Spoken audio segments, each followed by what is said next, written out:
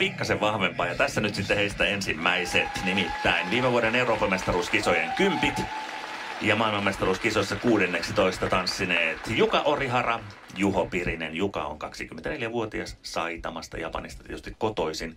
On asunut ja harjoitellut Suomessa jo useita vuosia. Juho puolestaan 29-vuotias Lappeenrannassa syntynyt. Ja nyt he sitten tarjoilevat todellisen, voisi sanoa sellaisen diskopommin tässä kohtaa, peilipallo heilumaan.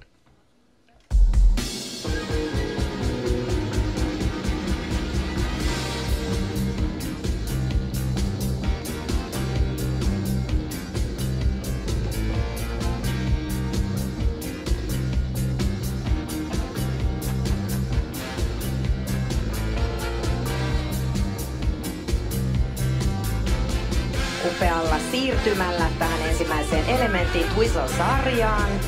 Siellä vaikea käännös välissä, 2 Twizzleia ja 3 sitten vielä lisäarvoa tuomaan. Sen lisäksi näistä Twizzle-sarjoista tuota teknistä arvoa voi kerryttää erilaisilla käsien ja jalkojen vaikeuttavilla asennoilla. Mallikas suoritus.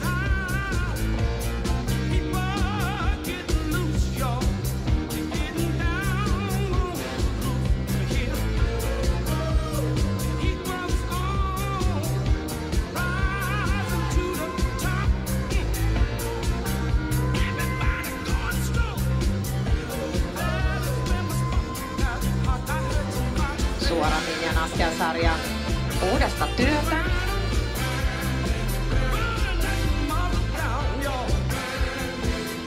Ja sitten tuohon lyhyen nostoon, maksimissaan 8 senttiä kestävään pyörivä nosto.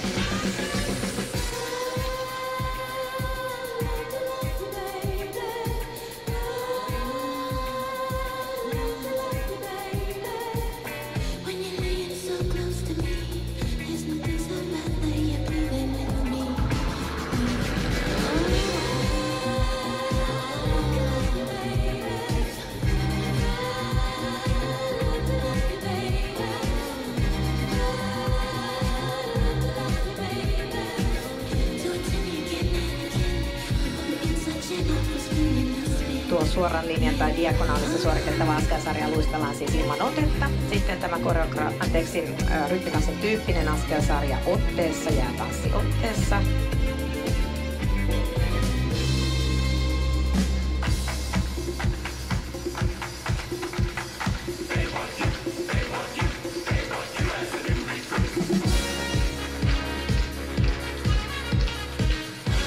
Viimeisetkin diskolanteet irti, kun YMCA raikaa.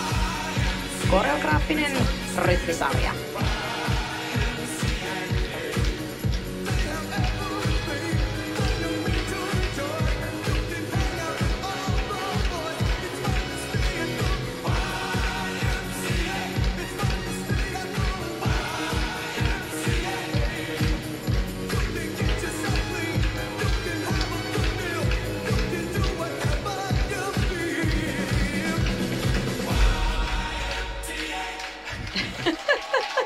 Tämä on veikeä, erittäin veikeä. Ja tuo kyllä parin Juka Orihara, Juho Pirinen parhaat puolet esille, tämä musiikkivalinta ja teema.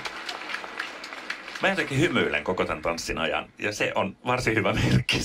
Näin ei aina tapahdu. Just, kyllä. Mutta kyllähän tämä pari parantaa siis askel askeleelta aivan valtaisesti on jälleen harpattu jo Helsingissä pidetystä Grand Prix-kilpailusta eteenpäin tässä rytmitanssissa. Jotenkin musta tuntuu, että tämä kaksikko jollain lailla syttyy aina täällä Suomen mestaruuskisoissa jonkinlaiseen erilaiseen roihuun, vielä kovempaan roihuun, kun ollaan menossa kohti niitä EM-kisoja. Tämä parihan on käytännössä varmistanut siis paikkansa sinne Euroopan mestaruusjäille ja viime vuoden 10 tietysti lähtee parantamaan tuota sijoitusta. Tämä on ihan hirveän hauska. Tämä on hauska siis tanssina ja tietysti kun valitaan diskoon, niin valitaan sitten ne niin kuin otetaan sitten ja sitten lähdetään paukuttamaan niin kuin tuossa viimeisessä koreografisessa liikesarjassa, jossa ei siis haeta, kun mennään poikki kentän, niin ei haeta vaikeutta, vaan haetaan juuri sitä, mitä tämä kaksikko esittää, eli hyvää fiilistä. Ja sitten, jos kerran YMCA tehdään, niin sitten tehdään just niin kuin se tehdään maailmalla, eli YMCA. Siinä voi sitten ottaa ihan yleisössäkin samat liikkeet käsistä. Kyllä tässä on Juka Orihara, Juho Pirisellä ollut ihan valtavan hieno kausi. He ovat tehneet sekä Julia Turkkila, Matias Värsluus, että nyt nähdyt pari, meidän Suomen 2 parhainta paria ovat tehneet kummatkin 2 Grand Prix-sarjan osakilpailut. Se on jo lähtökohtaisesti upea saavutus Suomen jäätanssille. Ja Jukan ja Juhon osalta siis sijoitukset olivat kummastakin sekä Japanista että Helsingin osakilpailusta 6. Ja se ei ole ihan helppo juttu se. Ei, he ovat luistelleet ja onnistuneet vielä suorituksissaan. Yleisö sytyttää heidät kyllä sellaiseen roihuun, niin täällä Raumallakin. Yleisö on mukavasti lehtereillä ja antamassa aplodeja ja tietysti kannustusta kaikille pareille ja kaikille kilpailijoille tasapuolisesti. Ihan jotenkin tämä kaksikko on siinä mielessä myöskin löytänyt vielä syvemmän yhteyden toisiinsa, että tämä on aikaisemmin ollut vähän sellaista Juka Orihara-showta. Ei ole enää, vaan Juho Pirinen on tullut sille samalle tasolle ja paikon porhaltaa ohikin siinä riemukkuudessaan. Ja nyt he ovat tasavertaisia tuolla jäällä ja sieltä kuuluu kiitos myöskin japanilaiselta Jukalta, joka opiskelee siis suomea. Ennätyspisteensä heillä on toistaiseksi tältä kaudelta 72-56. No niin, sieltä tulee nämä. Se on korostettava, että nämä eivät ole siis vertailukelpoisia ihan yhteen kansainvälisiin kisoihin, mutta komeat pisteet, aivan valtaiset. 77 ja 21.